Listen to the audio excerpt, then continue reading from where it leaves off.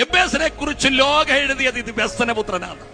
പക്ഷെ കർത്താവ് മേളി എഴുതി വെച്ചു, ഇല്ല, ഇവനെ മാന്യനാക്കി ഞാൻ മാറ്റും. ദാവീദിനെ കുറിച്ച് ലോകം എഴുതി വെച്ചത് ഇവനെ കരടിയോ സിംഹമോ കാട്ടിവെച്ച് കീറിക്കളയുമെന്ന്. പക്ഷെ സ്വർഗം എഴുതി വെച്ചത് ഇവനെ കാട്ടിന്ന് പൊക്കിയെടുത്ത് ഞാൻ സിംഹാസനത്തിൽ ഇരുത്തുമെന്ന്. അമ്മ യോസഫിനെ കുറിച്ച് ലോകം എഴുതി വെച്ചത് ഇവൻ കാരാഗ്രഹത്തിനകത്ത് അവസാനിക്കുമെന്ന്. പക്ഷെ സ്വർഗം എഴുതി വെച്ചത് ഇല്ല, ഭരണചക്രം നിയന്ത്രിക്കുന്ന കരുത്തനാക്കി ദൈവം ഇവനെ മാറ്റുമെന്ന.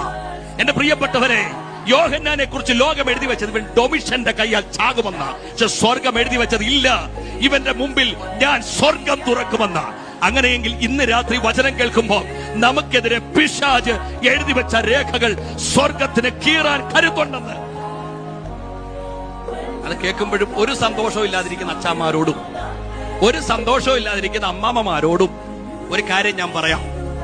നമ്മളെ കുറിച്ച് ശത്രു എഴുതി വെച്ചതൊക്കെ നടന്നു.